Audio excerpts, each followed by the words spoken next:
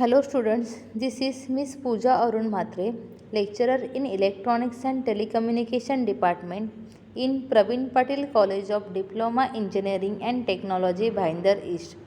Today's topic is CND chapter number 2 Network Models part 5. The learning course outcomes are layer of OSI model, data link layer, introduction, sublayer and functions. Third layer is a network layer, introduction and functions. The second layer of the OSI model is referred as a data link layer. The second layer of the OSI model is a data link layer. These layers define how the frames of the information are constructed. So generally these mean defining how bytes are combined into a unit called frame. So data link layer sends a data frame from the network layer to the physical layer. The transmission of data encapsulation called frames. So it is responsible for the reliable node to node delivery. It is reliable for node to node delivery of the data, and it accepts the packets from the network layer and send it to the physical layer. Sublayers of data link layer. The data link layers consist of two sublayers, logical link control and medium access control. Logical link control LLC sublayer, it is responsible for transferring the packet to the network of the receiver at the receiving, and it identifies the address of the network layer protocol from the header, and it is also provide a flow control. Second one is a medium access control MAC sublayer. A media access control layer is a link between the logical link control and the network physical layer. It is used for the transferring the packets over the network. The functions of data link layer are link establishment and termination. It establishes a termination and the logical link between the two nodes. Physical addressing. After creating frames, data link layer adds a physical address, that is MAC address of a sender and the receiver in the header of each frame. Framing. Framing is a function of the data link layer. It provides a way for the sender to transmit a set of bits that are meaningful to the receiver. This can be accomplished by attacking a special bit pattern to the beginning of and the end of the frame. Frame traffic control. Data link layer tells the transmitting node to back up algorithm when no frame buffers are available. Frame sequencing. It transmits and receives the frames sequentially. Frame acknowledgement. Data link layer provides and expects the acknowledgement from every frame. Error control. The data link layer provides the mechanism for the error control in which it detects and retransmits the damaged or lost frame. So error control mechanisms are used in a data link layer for the transmission and the receiving acknowledgement of the data. Flow control.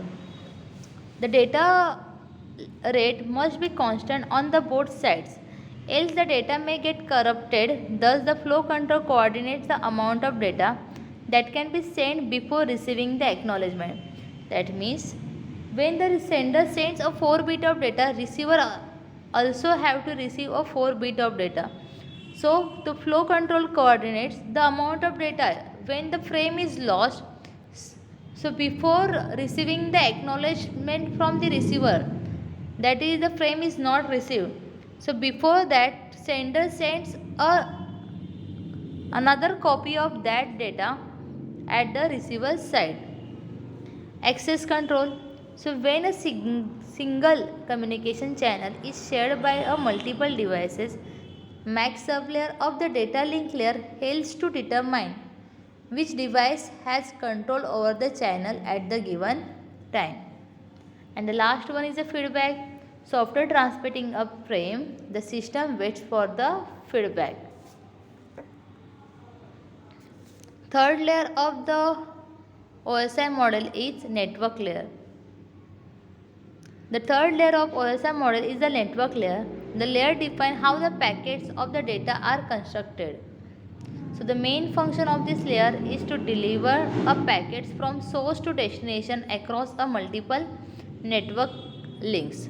So network layer is responsible for the addressing messages and translating logical addresses and names into physical addresses.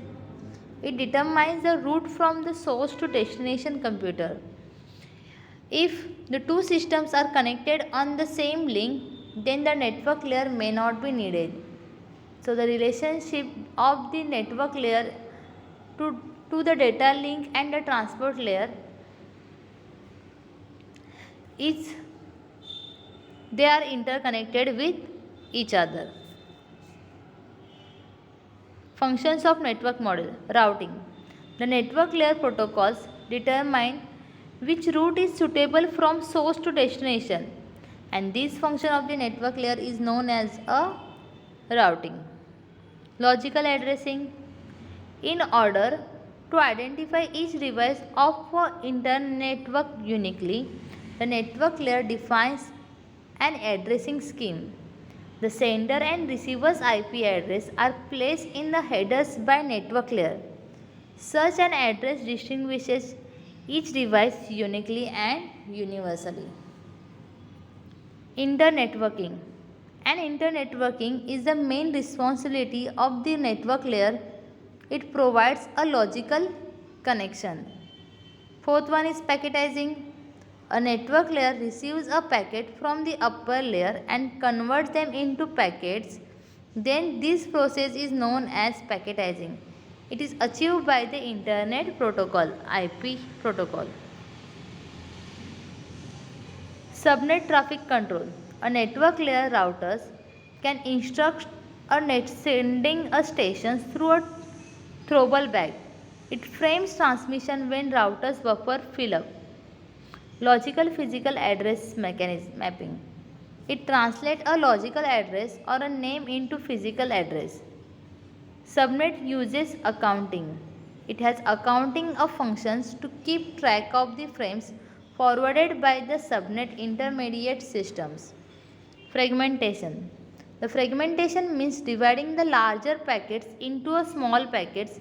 The network layer divides the large packets into fragments so that they can be easily sent on the physical medium. Thank you.